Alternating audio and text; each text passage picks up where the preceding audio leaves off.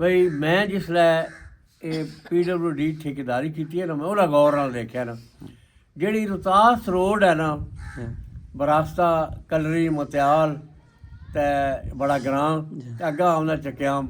ਚੱਕਿਆਮ 'ਚ ਕਮ ਸੇ ਕਮ ਉਹ ਕੋਈ 50 ਫੁੱਟ ਚੌੜੀ ਸੜਕ ਵਾਲ ਮੌਜੂਦ ਸੀ।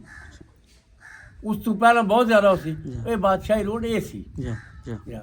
ਇੱਕ ਰਸਤਾ ਜਿਹੜਾ ਹੈਗਾ ਇਹਦਾ ਆਲਟਰਨੇਟ ਜਾਂ ਮੁਤਬਾਦਲ, ਉਹ ਬਰਾਸਤਾ ਲਟਾਇਨ ਖੋਜਕੀ ਅੱਗੇ ਆਉਂਦੀ ਆ ਉਹ ਬਾਵਲੀ ਤੋਂ ਮਤਲਬ ਇਹ ਹੈ ਕਿ ਇੱਥੇ ਰਸਤਾ ਆ। ਅਦਰਵਾਈਜ਼ ਬਾਦਸ਼ਾਹ ਨੂੰ ਲੋੜ ਕੇ ਇੱਥੇ ਔਰ ਉਹ ਕਮ ਸੇ ਕਮ ਹਜ਼ਾਰਾਂ ਆਦਮੀ ਨੂੰ ਪਾਣੀ ਫਰਾਹਮ ਕਰ ਸਕਦੀ ਹੁਣ ਵੀ ਮੌਜੂਦ। ਤੇ ਇਹ ਜਿਹੜਾ ਇੱਥੇ ਅੱਡਾ ਬਾਗ ਮਸ਼ੀਨ ਕੋਲ ਇੱਕ ਪੱਥਰ ਜਿਹਾ ਵਾ, ਉਹ ਖਤਮ ਹੋ ਗਿਆ ਜ਼ੀਨਤ ਨਾ ਖਤਮ ਕੋ ਨਹੀਂ ਹੋਇਆ। ਮੈਂ ਕੱਲ ਨਹੀਂ ਫਿਰ ਵੀਡੀਓ ਬਣਾਈ ਆ, ਹੁਣ ਥੋੜਾ ਜਿਹਾ ਰਹਿ ਗਿਆ। ਪਹਿਲਾਂ ਤਾਂ ਅੱਗੇ ਪਿੱਛੇ ਉਹਨੇ ਕੁਝ ਨਹੀਂ ਹੋਣਾ, ਹੁਣ ਅੱਗੇ ਪਿੱਛੇ ਬੂਟੇ ਹੋ ਗਏ। ਅੱਛਾ, ਇਹਦਾ ਗੜ ਮਹਿਲ ਇਸ ਦੇ ਨਾਂ ਆ। ਅੱਛਾ, ਇਹ ਗੜ ਮਹਿਲ ਆ। ਜਿਹੜੀ ਫੌਜ ਆਉਂਦੀ ਨਾ ਬਾਹਰੋਂ, ਉਸ ਨੂੰ ਫੌਰੀ ਤੌਰ ਤੇ ਅੰਦਰ ਕਿਲੇ ਚ ਇਤਨੀ ਗੁੰਜਾਇਸ਼ ਨਹੀਂ ਹੁੰਦੀ। ਕੈਂਪ ਆਏ ਗੜ ਮਤਲਬ ਕਿਸੇ ਚੀਜ਼ ਦਾ ਇਤਾਦ ਹੋਣਾ। ਗੜ ਮਹਿਲ ਇੱਥੇ ਐਸੀ ਨਾ, ਗੜ ਦਾ ਮਤਲਬ ਹੁੰਦਾ ਹੈ ਕਿਸੇ ਚੀਜ਼ ਦਾ ਇਤਾਦ ਮੁਤਹਿਦ ਹੋਣਾ, ਚੋਖਾ ਜ਼ਿਆਦਾ, ਯਾਨੀ ਜਿੱਥੇ ਆ ਕੇ ਮੁਕਾਮ ਕਰਨ ਕੈਂਪ। ਤੁਸੀਂ ਦੇਖਿਆ ਸੀ ਸਰਾਈ ਜਾਓ ਤੇ ਜਿਹਨੂੰ ਝੰਡੋ ਦੀ ਸਰਾਂ ਦੇ ਹੁਣ ਵੀ ਉਸ ਕਿਲੇ ਦੇ ਆਸਾਰ ਹਨ। ਦਰਵਾਜ਼ਾ ਬਹੁਤ ਵੱਡਾ ਮੇਨ ਗੇਟ ਲੱਗਿਆ ਔਰ ਉਹ ਬੜੇ ਪੱਥਰ ਅਗਾਂ ਪਿਛਾਂ ਤੇ ਬਾਜ਼ ਜਗ੍ਹਾ ਤੇ ਉਹਨਾਂ ਵਿੱਚ ਹੀ ਉਹਨਾਂ ਨੂੰ ਦੀਵਾਰ ਦੇ ਤੌਰ ਤੇ ਇਸਤੇਮਾਲ ਕੀਤੇ ਹੈ ਮਕਾਨ ਬਣਾਉਣ ਵਾਸਤੇ। ਮੈਂ ਜੁਮਾ ਪੜ੍ਹਨ ਜਾਂਦਾ ਨਾ ਕਦੇ ਕਦੇ ਉਧਰੋਂ ਉਹਦੇ ਕੋਲ ਹੈ ਨਾ ਜਿਹੜੇ ਕੰਮ ਕਰਦੇ, ਅਸੀਂ ਜੁਮਾ ਪੜ੍ਹਨ ਜਾਂਦੇ ਸਨ। ਉਹ ਮੈਂ ਜਾ ਕੇ ਦੇਖਿਆ, ਮੈਂ ਹੋਰ ਨਜ਼ਰ ਨਾਲ ਦੇਖ ਰਿਹਾ, ਉਹ ਆਮ ਵਾਲੇ ਨੇ ਹੋਰ ਨਜ਼ਰ ਨਹੀਂ। ਮੈਂ ਦੇਖਿਆ ਵੀ ਤਾਰੀਖੀ ਮਕਾਨ। ਇਸ ਤੋਂ ਅਗਲੇ ਪਾਸੇ ਜਿਹਨੂੰ ਪੱਕਾ ਬਾਗ ਆ ਦਿਓ, ਉਹਦੀ ਵੀ ਕਿਲੇ ਦੀ ਤਰਜ਼ੇ ਤਾਮੀਰ ਹੈ। ਗੇਟ ਵੱਡੇ ਛੱਡੇ ਉਸ ਤਰ੍ਹਾਂ ਉਹ ਹਾਲੀ ਕਾਇਮ ਹੈ। ਇਹ ਸਾਰੇ ਆਸਾਰ ਨਜ਼ਰ ਆਉਂਦੇ ਨੇ। ਇਧਰੋਂ ਵੀ ਇੱਕ ਰਸਤਾ ਕੋਈ ਹੈ ਔਰ ਇਹ ਜਾ ਕੇ ਉਸ ਨਾਲ ਮਿਲਦਾ ਸੀ ਬਾਂਹ ਦਾ ਇਹ ਉਹ। ਇਹ ਜਿਹੜੀ ਵਿਚਲੀ ਸੜਕ ਵੀ ਜਾਣੀ ਹੈ ਇਹ ਉਹੀ ਹੈ ਜਿਹੜੀ ਖੂਖੇ ਨਹੀਂ ਕੋਲੋਂ ਗੁਜ਼ਰਨੀ ਹੈ। ਬਿਲਕੁਲ ਇਹ ਮੇਰੇ ਖਿਆਲ ਇਹ ਉਹੀ ਸੜਕ ਹੈ ਨਾ। ਕੁਝ ਹਿੱਸਾ ਉਸ ਪਰ ਹੈ, ਅੱਗੋਂ ਜਾ ਕੇ ਗਾਇਬ ਹੈ ਨਾ।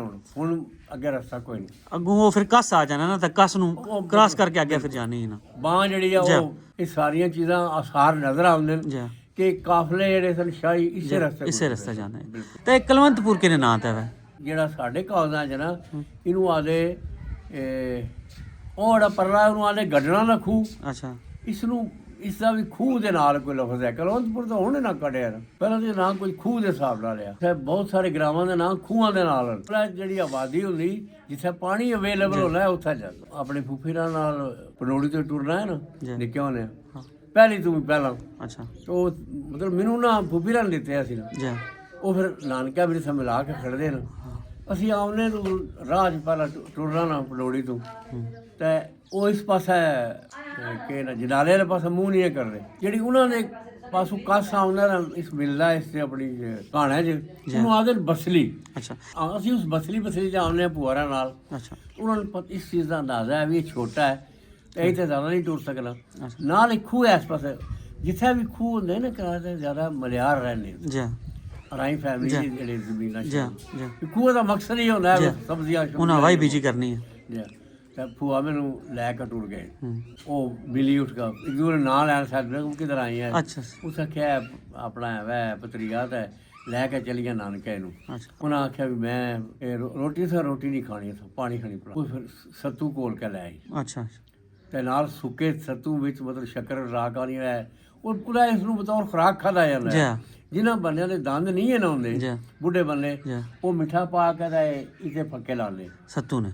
ਅਸੀਂ ਉੱਥੇ ਕੋਈ ਘੰਟਾ ਡੇਢ ਗੁਜ਼ਾਰਿਆ, ਫਿਰ ਪੂਰੀ ਟੂਰ ਪਏ ਉੱਥੋਂ। ਅਸੀਂ ਉੱਥੋਂ ਫਿਰ ਆ ਕੇ ਜਿਹੜਾ ਇਹ ਹਸਪਤਾਲ ਨਹੀਂ, ਇਸੇ ਅੱਗਾ ਆ ਕੇ ਇੱਕ ਛੋਟੀ ਜਿਹੀ ਖੂਹੀ ਕਿਸੇ ਨੇ ਕੱਢੀ ਸੀ, ਸਹੀ ਚੁਨਾਈ ਕੀਤੀ। ਡੱਬਾ ਜਿਹੜਾ ਹੁੰਦਾ ਟੀਨ ਡੱਬਾ ਜਿਹਾ ਪਿਆ, ਡੋਲ ਪਿਆ ਹੋਣਾ ਉੱਥੇ ਬੋਕਾ ਆ ਕੋਈ, ਉਸ ਨੂੰ ਪਾਣੀ ਕਾਢ ਨੇੜਾ ਹੀ ਹੈ ਨਾ ਪਾਣੀ ਬਿਲਕੁਲ। ਤੇ ਪਾਣੀ ਪੀਦਾ ਭੂਆ ਰੱਖ ਕੇ ਹੁਣ ਪਾਣੀ ਖਾਣੀ ਪੀ ਲੈ। ਉਹਦਾ ਕੋਈ ਬੋਤਲਾਂ ਪਲਾਸਟਿਕ ਦੀਆਂ ਕੋਈ ਨਹੀਂ ਹੁੰਦੀਆਂ, ਪਿੱਛੇ ਪਾਣੀ ਨਾਲ ਰੱਖਣਾ ਬਸ ਕੋਈ ਚੀਜ਼, ਤੇ ਸਿਰਾਂ ਤੇ ਕੱਪੜਾ ਛਪੜਾ ਗਿੱਲਾ ਕਰਕੇ ਦੇਣਾ। ਅਸੀਂ ਫਿਰ ਉੱਥੋਂ ਥੋੜਾ ਜਿਹਾ ਇੱਧਰ ਤਰੇੜ ਮਾਰਦੇ ਸਾਂ, ਇੱਧਰ ਪੜਾਲਾਂ ਵਾਲੇ ਪਾਸੇ। ਪੜਾਲਾਂ ਤੋਂ ਬਾਹਰੋਂ ਨਿਕਲਣਾ, ਅੱਗਾ ਕਬਰਸਤਾਨ ਆ ਜਾਂਦਾ ਗੁਜਰਾਲਾਂ ਵਾਲੇ ਦਾ।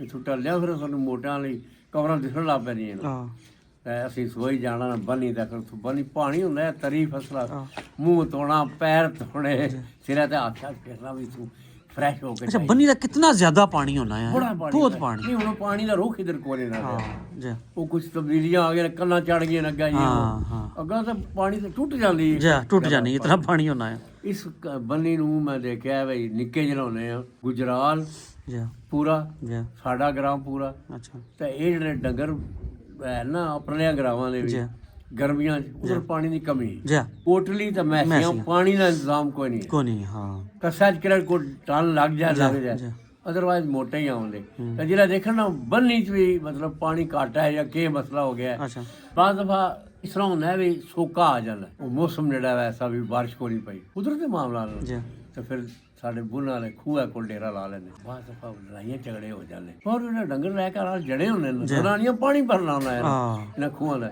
ਹਾਂ ਉਹ ਫਿਰ ਉਹਨੇ ਪਹਿਲਾਂ ਫਿਰ ਬੰਦੇ ਸਿਆਣੇ ਵਾਲੇ ਜ਼ਰੂਰਤਮੰਦ ਹੋ ਕੇ ਇੱਥੇ ਆਏ ਨੇ ਹਾਂ ਉਹਨਾਂ ਨੇ ਕਰਵਾ ਲਿਆ ਪਾਣੀ ਖੇਂ ਲਾ ਕੇ ਤੁਸੀਂ ਇਹਨਾਂ ਨੂੰ ਛੇੜ ਖੜਿਆ ਕਰੋ ਇੱਥੇ ਗਏ ਬਾਹਰ ਆਲੇ ਹੂੰ ਕੁੜੀਆਂ ਪਾਣੀ ਭਰਨ ਆਉਂਦਾ ਮੈਂ ਦੇਖਿਆ ਬਈ ਠੱਠੀ ਕਰੇ ਬੂ ਪਏ ਉਹਨੇ ਅੱਛਾ ਘੜੇ ਟੁੱਟਨੇ ਰਹਿਣੇ ਜਿਹੜਾ ਮਕਾਨ ਸਾਨੇ ਬਣੇ ਨਾ ਮੈਂ ਖੁਸ਼ਹਾਲ ਸੈਨੂ ਕੁਮਾਰ ਅੱਛਾ ਤੇ ਇਹ ਆਪਣਾ ਕੀ ਨਾਮ ਹੈ ਅੱਲਾ ਜਨ ਨਸੀਬ ਕਰੇ ਸ ਗਫੂਰ ਮੇਰਾ ਕਲਾਸ ਫੈਲੋ ਹੈ ਅੱਛਾ ਅਸੀਂ ਸਾਰੇ ਖੇਡਦੇ ਹੁੰਦੇ ਆ ਅੱਛਾ ਤੇ ਅਸਾਂ ਨੇ ਬੇੜਾ ਊਂਠ ਆਉਂਦੇ ਇੱਟਾਂ ਲੈ ਕੇ ਦੀਨੇ ਤੋਂ ਉਰਲੇ ਪਾਸੇ ਪੱਠਾ ਆ ਜਿਸਾ ਮਸਜਿਦ ਦੀ ਨਿੱਕੀ ਜੀ ਬਣੀ ਹੈ ਨਾ ਜੀ ਇਸ ਨਾਲ ਲਗਾ ਪੱਠਾ ਆ ਇਹ ਹੁਣ ਤੱਕ ਰਿਹਾ ਉਹ ਉਹਦੇ ਅਸਾਰ ਨਜ਼ਰ ਆਉਂਦੇ ਅੱਛਾ ਗਰਾਂ ਦਾ ਨਹੀਂ ਮੈਨੂੰ ਨਾਮ ਮਹਿਤਾ ਛੱਤਾ ਮਹਿਤਾ ਇਹਨੂੰ ਆਦੇ ਮੈਂ ਤੇਰੀ ਟੱਕੀ ਜੀ ਮੈਂ ਤੇਲੀ ਟੱਕੀ ਅੱਛਾ ਜੀ ਇਹ ਟੱਕੀ ਤੇ ਇਹ ਇੱਥੇ ਇੱਕ ਪੱਠਾ ਆ ਅੱਛਾ ਇਥੋਂ ਇੱਟ ਜਾਂਦੀ ਸਾਡੇ ਘਰ ਅੱਛਾ ਉਸਲਾ ਰਿਵਾਜ ਆ ਵੀ ਪਿਛਲਾ ਹਿੱਸਾ ਜਿਹੜਾ ਹੈ ਨਾ ਜੀ ਉਹ ਕੱਚਾ ਕੱਚੀਆਂ ਇੱਟਾਂ ਨਾਲ ਚਾੜ ਲੈਂਦੇ ਅੱਛਾ ਸੂਸੀਆਂ ਨਾਲ ਵੀ ਚਾੜ ਲੈਂਦੇ ਅੱਛਾ ਫਰੰਟ ਜਿਹੜਾ ਆ ਤਾਂ ਸੋਹਣਾ ਲੱਗਿਆ ਹੈ। ਉਹ ਡਾਟਾ ਬਣਾਣੀ ਹੋਣੀ ਨਾ ਉਹ ਸੀਮੈਂਟ ਨਾਲ ਬਣਦੀ ਉਹ ਬਣਦੀ ਪੱਕੀ ਇੱਟ ਨਾਲ ਤੇ ਫਿਰ ਸਾਰੀਆਂ ਜਿਹੜੀਆਂ ਧੀਆਂ ਭੈਣਾਂ ਮੁਗਲਾਂ ਦੀਆਂ ਆਈਆਂ ਨਾ ਅੱਛਾ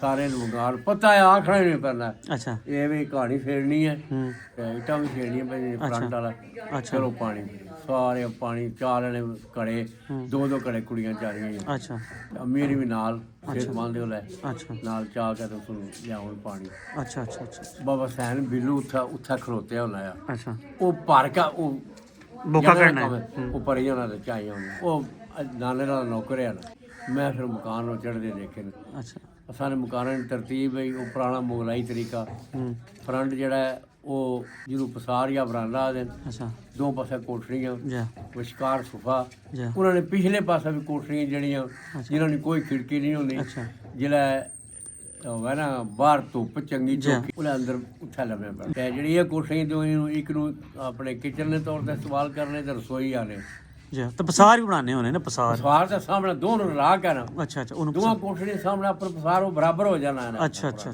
ਉਹ ਪਸਾਰ ਹੋਣਾ ਹੈ ਤੇ ਜਿਤਨੀ ਖਰਚਾ ਹੋਣਾ ਨਾ ਜ਼ਿਆਦਾ ਫਰੰਟ ਅੱਛਾ ਉਹ ਜਿਹੜੀ ਸਰਾਈ ਡਾਟ ਲਾਣੀ ਹੁੰਦੀ ਨਾ ਅੱਛਾ ਅੱਛਾ ਅੱਛਾ ਆਹੋ ਇਸ ਤਰ੍ਹਾਂ ਕਰਵ ਜਿਹਾ ਕਰਕੇ ਨਾ ਉਹ ਸਰਾਈ ਡਾਟ ਤਾਂ ਉਹ ਇੱਟਾਂ ਨੂੰ ਰਗੜਨੇ ਇੱਟਾਂ ਨੂੰ ਰਗੜ ਕੇ ਬਣਾਉਣੇ ਮੈਂ ਤੱਕਿਆ ਵੈ ਬੜੀ ਖੂਬਸੂਰਤੀ ਬਣਦੀ ਹੈ ਹਾਂ ਇੱਟਾਂ ਨੂੰ ਇੱਟਾਂ ਖੋਰੀ ਹੁੰਦੀ ਹੈ ਨਾ ਹਾਂ ਉਹਨੂੰ ਮੁਲਾਇਮ ਕਰਦੇ ਹਾਂ ਬਣਾਏ ਕਿਸੇ ਨੂੰ ਪਤਾ ਹੈ ਇੱਕ ਦਾ ਨਾਮ ਸਦੀਕ ਆ ਅੱਛਾ ਇਹ ਨਟਾਣੀ ਵਾਲੇ ਸਦੀਕ ਤੇ ਦੂਏ ਦਾ ਨਾਮ ਨਹੀਂ ਆ ਯਾਦ ਆ ਪਰ ਦੱਸਦੇ